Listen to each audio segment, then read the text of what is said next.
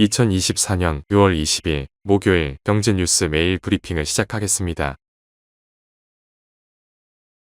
엔비디아는 현지 시간 18일 주가가 역대 최고치를 경신하면서 시가총액이 3조 3,350억 달러에 달해 마이크로소프트와 애플을 제치고 시총 1위에 올랐다.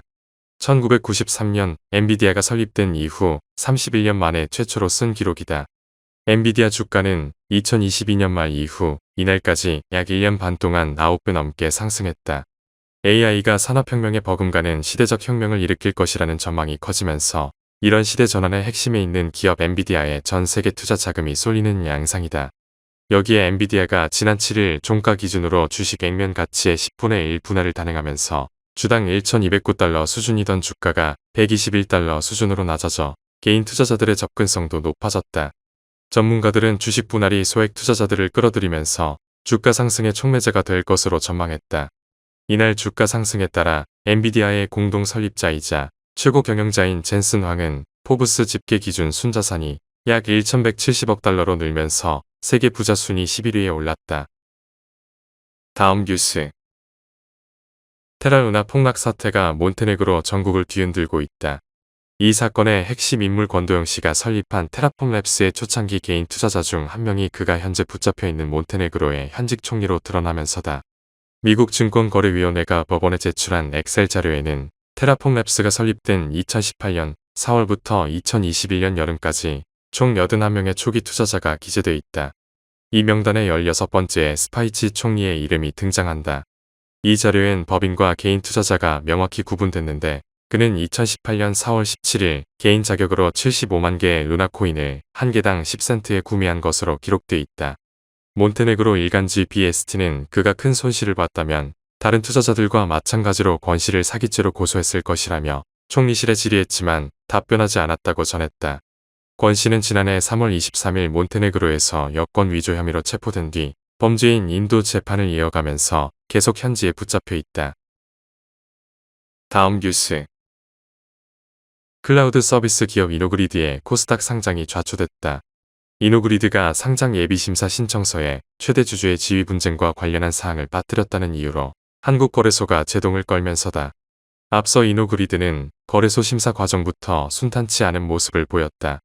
증권 신고서를 7차례 정정하면서 투자 위험 요소를 계속 추가해왔고 이에 따라 상장 일정이 지연되기도 했다. 이번에 문제가 된 최대 주주의 지위 분쟁 관련 내용은 지난달 27일 제출한 6차 정정 신고서에 게재됐다. 거래소가 이미 예비심사를 통과한 기업에 대해 승인 결과 효력을 불인정한 사례는 1996년 코스닥 시장이 문을 연 이래 처음이다. 시장은 지난해 뻥튀기 상장 논란을 일으켰던 파두 사태에 이어 이번 이노그리드 사태까지 더하며 기업 공개 시장에 대한 신뢰가 흔들릴 것을 걱정하고 있다. 다음 뉴스. 한화에어로스페이스의 K9 자주포가 루마니아에 수출된다.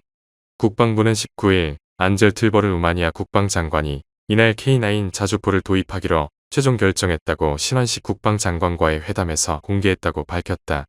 국방부가 밝힌 루마니아 자주포 도입 사업 규모는 9억 2천만 달러로 최근 7년간 루마니아의 무기 도입 사업 중 가장 크다. 앞서 방산업계에서는 루마니아가 앞서 K9을 도입한 폴란드처럼 우크라이나와 국경이 맞닿아 있어 빠른 납기와 가성비가 강점인 K9을 도입할 것이라는 관측이 우세했다.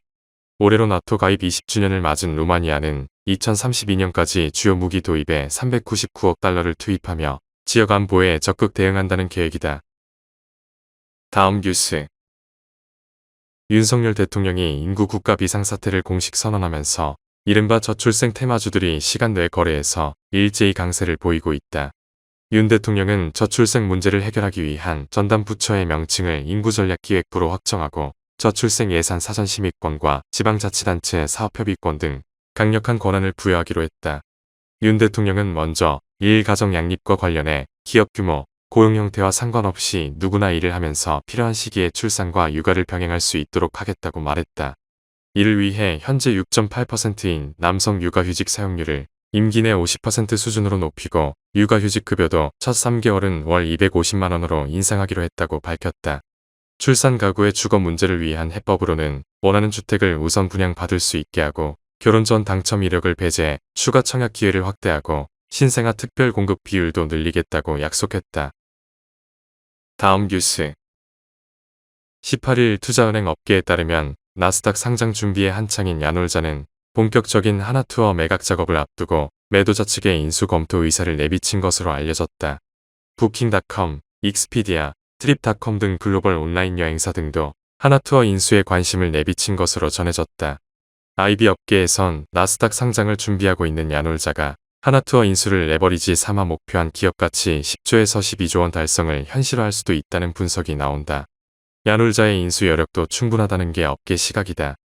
야놀자가 경영권 지분율 27.7%의 매입가로 거론되는 6천억에서 7천억 원을 마련하는데 큰 부담이 없을 것이란 분석이다. 야놀자가 하나투어를 인수할 시 사업적 시너지도 기대된다.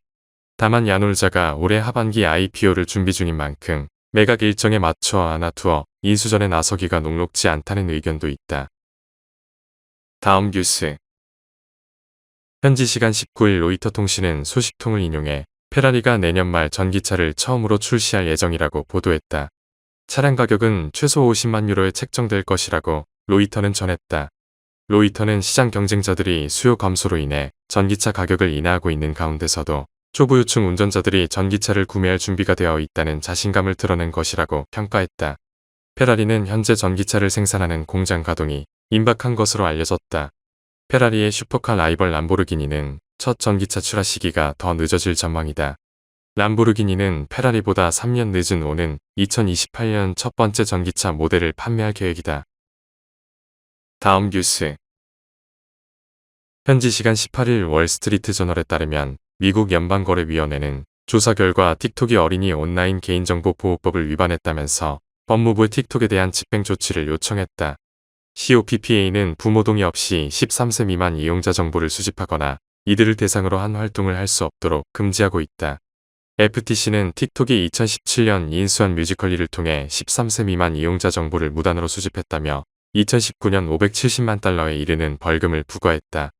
이에 틱톡은 FTC의 주장이 과거의 사건 혹은 관행과 관련이 있으며 이는 사실과 다르거나 이미 해결됐다고 반박했다. 다음 뉴스. 하나은행이 고시한 6월 19일 오후 8시 2분 원달러 환율은 1380.50원입니다. 시청해주셔서 감사합니다. 더 좋은 영상을 위해 구독, 좋아요 부탁드립니다.